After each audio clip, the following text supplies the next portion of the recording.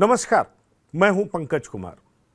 इस खास पेशकश में हम चर्चा करने जा रहे हैं कि चिराग पासवान आखिरकार प्रेशर पॉलिटिक्स कर रहे हैं या एनडीए से अलग निकलने का रास्ता तलाश रहे हैं। यह समझना बहुत इंपॉर्टेंट है। दरअसल आपको बता दें कि आज चिराग पासवान की पार्टी एलजेपीआर की प्रदेश कार्यकारिणी की बैठक पटना में हुई और उस बैठक में राजू तिवारी जो कि प्रदेश अध्यक्ष हैं वो भी मौजूद थे और प्रदेश प्रभारी जी हाँ अरुण भारती जो कि जमुई से सांसद हैं और चिराग पासवान के बहनोई हैं वो भी मौजूद थे। और इस कार्यकारिणी में जो कुछ पास किया गया है 10 पॉइंट्स बताए गए हैं, उसकी चर्चा मैं आपके साथ करना चाहूंगा। कैसे चिराग पासवान जी की एक बड़ी भूमिका चुनावों के दौरान और उसके बाद हो, इस बारे में भी प्रस्ताव पास किए गए हैं। और हर बार जो एक कोशिश होती है चिराग पासवान जी जिनकी लोकप्रियता, जिनका जो जुड़ाव है समाज के हर तबके से, कैसे उसको हर बार एक छोटे दायरे में सिमटने की कोशिश की जाती है, कैसे समाज के अलग अलग लोगों को उनसे जोड़ करके कैसे इस दायरे को बड़ा किया जाए, एक बहुजन नेता के रूप में उनको स्थापित किया जाए, इस बारे में भी प्रस्ताव पाया गया। 10 पॉइंट्स में बहुत तरह की बातें हैं। एक मुख्य बात आपको बता दें कि प्राइवेट नौकरियों में आरक्षण ये भी है। दूसरी जो सबसे बड़ी बात है वो ये कि रामविलास पासवान को रामविलास पासवान के सुपुत्र, दिवंगत नेता रामविलास पासवान के सुपुत्र श्री चिराग पासवान जी की सक्रिय भागीदारी और भविष्य की जिम्मेदारी, बहुजन भीम संकल्प समागम का आयोजन। तो आप समझ सकते हैं भविष्य की जिम्मेदारी, सक्रिय भागीदारी, क्या मतलब है इसका। और इस पर गौर करने वाली बात यह है कि चिराग पासवान आज खुद मीटिंग में उपलब्ध नहीं थे, वो मीटिंग में मौजूद नहीं थे, लेकिन प्रदेश कार्यकारिणी की मीटिंग हो रही थी, तमाम बड़े नेता वहां पर मौजूद थे। और अरुण भारती जब बाहर निकले तो उन्होंने ये कहा कि पार्टी की मांग है कि चिराग पासवान बिहार में सक्रिय राजनीति करें, क्योंकि उन्होंने ये भी कहा कि चाहे पंचायत हो, गांव हो, सड़क हो, गली हो, हर जगह वो जाते हैं तो पार्टी के शुभचिंतक ये कहते हैं कि चिराग पासवान बिहार में सक्रिय भूमिका क्यों नहीं निभाते। दरअसल इस तरह की मांग लगातार एलजेपीआर के तरफ से की जा रही है। और जहां तक चिराग पासवान का सवाल है तो उन्होंने भी पहले ये कह दिया है कि उनकी इच्छा है कि बिहार में वो सक्रिय राजनीति करें। दरअसल उन्होंने ये भी कहा है कि अपने पिता से उलट, क्योंकि उनके दिवंगत पिता केंद्र की राजनीति करते थे और चिराग पासवान चाहते हैं कि राज्य की राजनीति करें। अब समझने वाली बात यह है कि चिराग पासवान इस तरह की बात कर क्यों रहे हैं, यह समझना बहुत इंपॉर्टेंट है। दरअसल आपको बता दें कि इन दिनों एनडीए हो या महागठबंधन, सीटों के बंटवारे को लेकर के जबरदस्त लड़ाई चल रही है। सब लोगों का गठबंधन के भीतर ही एक दूसरे दल के साथ रस्साकशी चल रही है, यह सबको पता है। चिराग पासवान भी चाहते हैं कि 40 सीट उनकी पार्टी को मिले।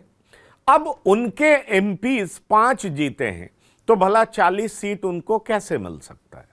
दूसरी बड़ी बात यह है कि चिराग पासवान पिछली बार एनडीए में थे नहीं, वो एनडीए से अलग चुनाव लड़े थे और खास तौर पर उन्होंने जेडीयू के खिलाफ अपना उम्मीदवार उतारा था। अब कहा यह जा रहा है कि चिराग पासवान 30-32, देखिए ये कोई औपचारिक तौर पर तो एलजेपीआर के तरफ से कहा नहीं जा रहा है, लेकिन अंदर खाने ये बताया जा रहा है कि चिराग 30 सीट पर मान जाएंगे। पर वो 30 सीट कौन सा उनको दिया जाए, ये एक गंभीर सवाल है। मैं आपको बताना चाहूंगा कि दरअसल चिराग पासवान की इच्छा यह है कि 30 मनचाही सीट कम से कम उनको मिले, जी हां, और तभी एलजेपीआर एनडीए में बने रह सकती है। दरअसल अब 30 सीट में भी अगर देखा जाए सीटों का बंटवारा किस आधार पर हो, तो मैं आपको बता दूं कि चिराग पासवान की इच्छा यह है कि 30 सीट मिनिमम, वैसे 40 सीट की मांग हो रही है, 30 से 32 सीट मिले। और इनमें से ज्यादातर ऐसी सीटें हैं जहां पर जेडीयू के उम्मीदवार या तो जीते हुए हैं या अच्छी भूमिका में रहे, मतलब रनर रहे। तो दरअसल जेडीयू अपनी सीटें चिराग पासवान को कैसे सौंप दे, उनकी पार्टी को कैसे सौंप दे, इसको लेकर के लड़ाई तेज हो रही है। दरअसल चिराग की पार्टी ये चाहती थी कि बीजेपी जेडीयू से बात करे और एलजेपीआर के सामने ये क्लियर करे कि एलजेपीआर को कितनी सीटें दी जा रही हैं और एलजेपीआर कहां-कहां से चुनाव लड़ेगी। लेकिन बीजेपी ऐसा कर पाने में सफल नहीं हुई है। दरअसल बीजेपी बड़ी घटक दल है, केंद्र में उसकी सरकार है, चिराग पासवान उस सरकार का हिस्सा है। बीजेपी निश्चित तौर पर चाहेगी कि चिराग बिहार में एनडीए का हिस्सा बने रहें, केंद्र में चिराग की पार्टी का समर्थन मिलता रहे। इसलिए बीजेपी स्ट्रैटेजिकली ये जरूर चाहेगी कि चुनाव के नजदीक तक ये जो सीटों का बंटवारा है उसको लेकर आगे बढ़ा जा सके, क्योंकि जब चुनाव नजदीक होगा तो लड़ने वाले घटक दलों के पास ऑप्शंस सीमित होंगे। लेकिन चिराग पासवान तो धुरंधर खिलाड़ी हैं और आप जान लीजिए राजनीति के इतने मंजे हुए खिलाड़ी हैं कि वो कई मुद्दों पर इस तरह का स्टैंड ले चुके हैं, जिससे एक बात बहुत साफ नजर आता है कि चिराग पासवान कहते जरूर हैं कि मैं मोदी का हनुमान हूं, लेकिन यह हनुमान कब किधर उड़ करके चला जाएगा यह समझ पाना मुश्किल है। दरअसल मैं आपको बता दूं कि जब कोटा विद इन कोटा को लेकर के पूरा विपक्ष सड़क पर उतर गया था तो चिराग पासवान भी विपक्ष के साथ सड़कों पर उतरे हुए थे। मैं आपको यह भी बता दूं कि जातीय जनगणना की मांग करने वालों में चिराग पासवान भी कहीं आगे थे। तो सवाल यह उठता है कि प्राइवेट नौकरियों में आरक्षण जिसकी मांग कांग्रेस कर रही है और साथ ही साथ चिराग पासवान भी लगातार इसकी मांग कर रहे हैं। अब ऐसे में बड़ा सवाल उठता है कि चिराग पासवान जो मांग कर रहे हैं उसका मतलब क्या समझा जाए कि चिराग पासवान के दिमाग में कुछ और भी है? क्या वो वैकल्पिक राजनीति का रास्ता भी तलाश रहे हैं? यह समझना बहुत जरूरी है। दरअसल हम आपको बता दें कि पिछले चुनाव में चिराग पासवान और जेडीयू के बीच 36 का आंकड़ा था। चिराग पासवान की वजह से जेडीयू कई सीटें हारी और बिहार में तीसरे नंबर की पार्टी बन गई। उसके बाद कहा जाता है कि जेडीयू और चिराग पासवान की पार्टी में अदावत इस कदर बढ़ गई कि चिराग पासवान ने खुद कई मंच से यह कहा है कि जेडीयू ने उनकी पार्टी को तोड़ दिया। चिराग पासवान सहित 6 सांसद थे और 5 सांसद चिराग पासवान का साथ छोड़कर बाहर निकल गए। पार्टी 2 भागों में विभक्त हो गया। चिराग पासवान ने बहुत कोशिश की लेकिन पार्टी एकजुट नहीं रह पाई। उनके चाचा पशुपति पारस ने अलग गुट बना लिया और पशुपति पारस केंद्र में मंत्री बन गए। चिराग पार्टी टूटने के बाद अकेले पड़ गए, अलग थलग पड़ गए, लेकिन चिराग ने हार नहीं मानी। चिराग को पता था कि जनता की अदालत में अगर वो इसकी मांग उठाएंगे, अपनी बातों को रखेंगे और जनता ने उनकी बातों को मान लिया तो फिर से चिराग ये साबित कर सकेंगे कि वो अपने पिता की विरासत को असली तौर पर आगे वही ले जा सकते हैं। और दरअसल चिराग ने ऐसा किया। चिराग सड़कों पर उतरे, उन्होंने मेहनत की। भले ही 2020 के विधानसभा चुनाव में एक ही विधायक चिराग की पार्टी से जीत पाए थे, लेकिन उसके बाद उनकी पार्टी का बंटवारा भी हो गया, बिखराव हुआ, 5 सांसद निकल गए, लेकिन चिराग लगातार सड़क पर संघर्ष करते दिखे। परिणाम यह हुआ कि जब एनडीए फिर से लोकसभा चुनाव में उतर रहा था तो चिराग बीजेपी पर दबाव बनाने में कामयाब रहे कि असली एलजेपी चिराग की ही पार्टी एलजेपी रामविलास है और इसलिए एनडीए में उनको 5 सीटें आवंटित की गई। चिराग 5 सीट पर चुनाव लड़े और 5 के 5 जीत गए। उसके बाद चिराग के हौसले बुलंद हैं, चिराग केंद्र में मंत्री हैं और दरअसल 5 सीटों के हिसाब से देखा जाए तो कहा यह जा रहा है कि उनके हिस्से में 25 से 30 सीटें आती हैं।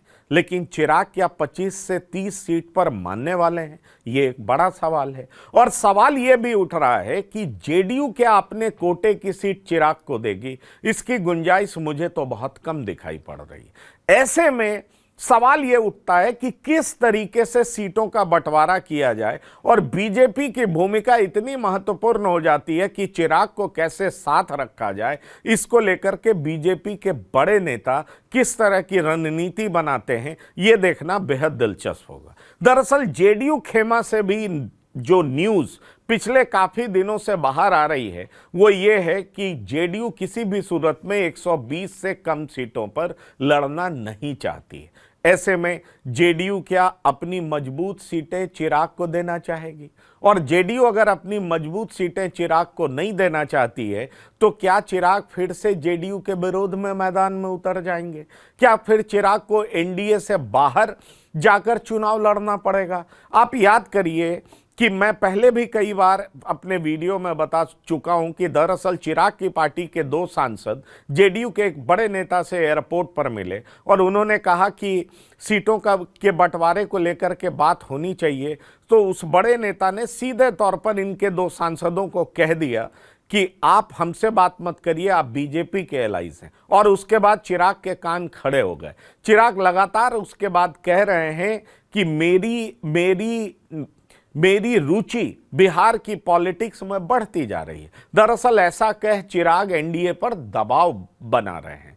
कहने वाले ये भी कहते हैं कि चिराग एक वैकल्पिक रास्ता भी तलाश रहे हैं। दरअसल जो पशुपति पारस की पार्टी है और उनके जो प्रवक्ता हैं उन्होंने तो यहां तक कह दिया कि चिराग पासवान को बिहार नहीं बुला रहा बल्कि प्रशांत किशोर बुला रहे हैं। दरअसल चिराग और प्रशांत किशोर की दोस्ती बड़ी अच्छी है। दरअसल चिराग पासवान कई मुद्दे पर कांग्रेस के ज्यादा नजदीक दिखाई पड़ते हैं। ऐसे में गंभीर सवाल उठता है कि क्या चिराग दबाव की राजनीति कर रहे हैं या चिराग एक अलग अलायंस बनाने की सोच रहे हैं? क्या चिराग लंबी राजनीति करना चाह रहे हैं? क्या उनको यह दिखाई पड़ रहा है कि अगले 5 साल बाद अगर एलजेपी को पूरे तरीके से एस्टैब्लिश करना है तो अभी केंद्र की सत्ता से मोह त्यागना पड़ेगा और बिहार की सड़कों पर संघर्ष करना पड़ेगा? अगर अभी बिहार की सड़कों पर उतरकर संघर्ष किया गया तो हो सकता है कि अगले विधानसभा चुनाव में एलजेपी का ही मुख्यमंत्री हो, यानी चिराग पासवान मुख्यमंत्री के दावेदार हो। और दरअसल ये सोच कहीं ना कहीं चिराग पासवान को बिहार की सड़कों पर उतरने के लिए मजबूर कर रहा है। चिराग और उनका कैंप ये मानता है कि उनके सर्वोपरि नेता दिवंगत नेता रामविलास पासवान अगर केंद्र की राजनीति को छोड़ बिहार की राजनीति को पकड़े होते तो आज बिहार की राजनीति की धुरी वो स्वयं होते या उनकी पार्टी होती। लेकिन ऐसा दिवंगत नेता रामविलास पासवान ने नहीं किया। और जहां तक चिराग पासवान को लगता है कि मायावती के गिरते ग्राफ के बाद अगर इधर हम देख लें बिहार, झारखंड, उत्तर प्रदेश और खासतौर पर बंगाल, इन इलाकों में चिराग पासवान से बड़े कद का नेता कोई भी शेड्यूल कास्ट से बिलोंग करने वाला नेता नहीं है। और यही चिराग पासवान के महत्वाकांक्षा को काफी ज्यादा बढ़ा रहा है। अब सवाल यही है कि ये चिराग दबाव की राजनीति कर रहे हैं, अपनी बात मनवा कर रहेंगे, या चिराग वैकल्पिक रास्ता तलाशने के लिए रास्ते बना रहे हैं? ये देखना बेहद दिलचस्प होगा, क्योंकि चर्चा हमेशा महागठबंधन की होती है, पर आज एलजेपी-आर ने जो मांगे रखी हैं उससे सबके कान खड़े हो गए। सवाल फिर यही उठ रहा है कि क्या करेंगे चिराग? चिराग क्या एनडीए में बने रहेंगे या कोई और रास्ता तलाशेंगे? बने रहिए टीवी 9 के साथ। लेटेस्ट खबरों के लिए आप टीवी 9 को देखिए। ये खबर अच्छी लगे तो जरूर सब्सक्राइब करिए, लाइक करिए और टीवी 9 से लेटेस्ट खबरों की जानकारी के लिए लगातार जुड़े रहिए। धन्यवाद, नमस्कार।